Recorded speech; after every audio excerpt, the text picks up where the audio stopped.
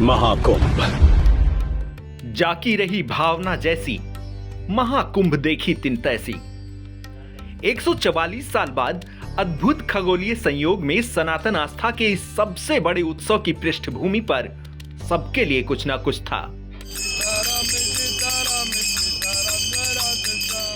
मां गंगा के इस पावन तट पर तपस्वियों को सिद्धि मिली, योगियों को योग मिला।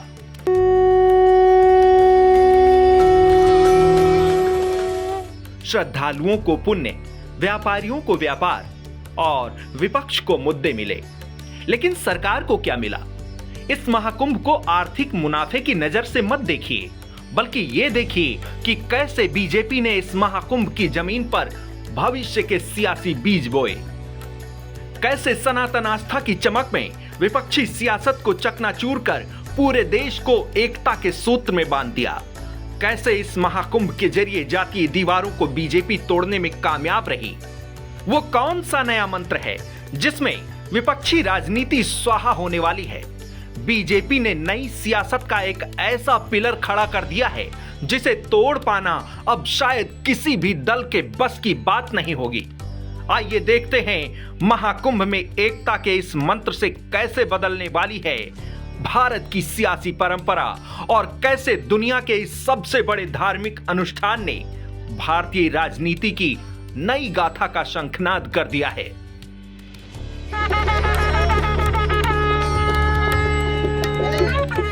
एक आम हिंदुस्तानी की नजर से आपने महाकुंभ में क्या देखा?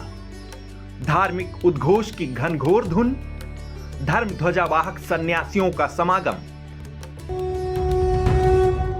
पुण्य की कामनाएं लेकर पहुंची श्रद्धालुओं की भीड़, 65 करोड़ से अधिक श्रद्धालुओं के आगमन को लेकर योगी सरकार का मैनेजमेंट, कंधों पर झोले और हाथों में गंगा जल लेकर जाते लोग।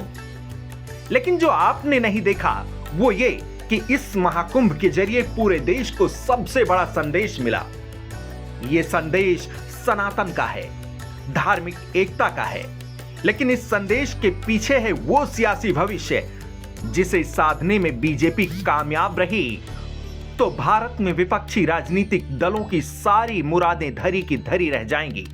कई पार्टियों का तो सियासी पतन हो जाएगा। ऐसा क्यों?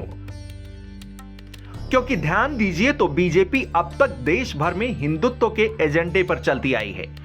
लेकिन इस महाकुंभ में ना बीजेपी ना संघ किसी तरफ से हिंदुत्व शब्द का इस्तेमाल नहीं किया गया। जहां बात हुई वहां सिर्फ और सिर्फ सनातन एकता की।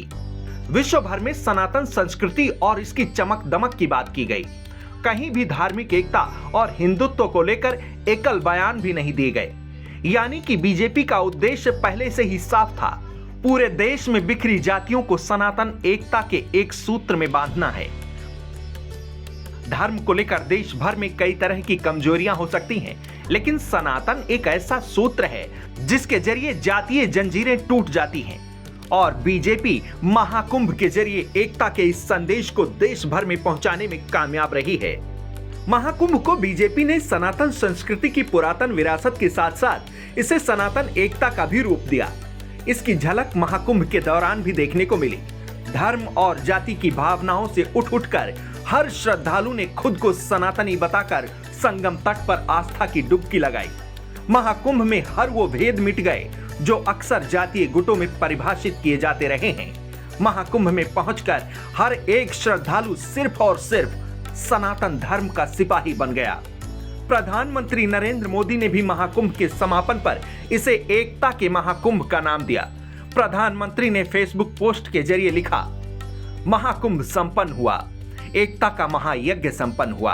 प्रयागराज में एकता के महाकुंभ में पूरे 45 दिनों तक जिस प्रकार 140 करोड़ देशवासियों की आस्था एक साथ एक समय में एक पर्व से आकर जुड़ी, वो अभिभूत करता है। महाकुंभ के पूर्ण होने पर जो विचार मन में आए उन्हें मैंने कलमबद्ध करने का प्रयास किया है। संदेश साफ है, बीजेपी इस महाकुंभ को सनातन एकता के अनुसंधान के रूप में देख रही है और इतनी बड़ी तादाद में पहुंचे श्रद्धालुओं की संख्या को सियासी रूप से भुनाने के लिए भी हर मुमकिन कोशिश की जाएगी।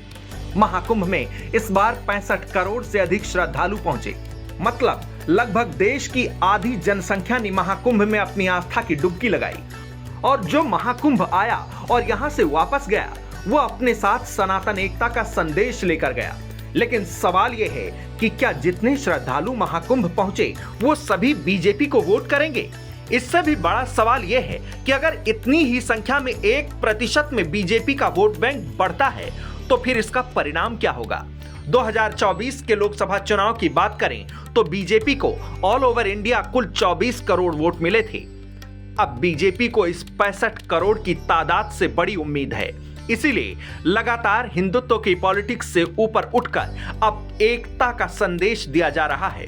ऐसे में अगर बीजेपी इस संदेश में सफल होती है तो फिर विपक्षी दलों का क्या सियासी भविष्य रहेगा? एकता का ये बंधन मजबूत हुआ तो बड़ा डैमेज जातीय राजनीति करने वाले दलों का होगा। जातीय जनगणना और पीडीए राजनीति करने वालों का क्या होगा? महाकुंभ के मैसेज से बीजेपी काफी हद तक जातीय जंजीरों को तोड़ने में कामयाब रही है और अभी ये सिलसिला आगे भी जारी रहेगा। इस महाकुंभ में देश के कोने कोने से श्रद्धालु पहुंचे, लेकिन खास बात यह रही कि इस महाकुंभ में दक्षिण भारत से भी बड़ी संख्या में श्रद्धालु पहुंचे थे, जहां बीजेपी हमेशा कमजोर मानी जाती रही है। दक्षिण के श्रद्धालु भी यहां से सनातन एकता का संदेश लेकर गए। 2029 के लोकसभा चुनाव से पहले नासिक और हरिद्वार दोनों जगह कुंभ लगने वाला है। यहां बीजेपी की तरफ से हिंदुत्व के बजाय सनातन एकता की बात की जाएगी और इसी संदेश के साथ 2029 के लोकसभा चुनाव में बीजेपी आगे जाएगी। अब देखना होगा कि इस संदेश के साथ बीजेपी भारतीय राजनीति में क्या प्रभाव छोड़ पाएगी और इस नए संदेश का क्या नफा नुकसान होगा। डेस्क रिपोर्ट, आज की खबर।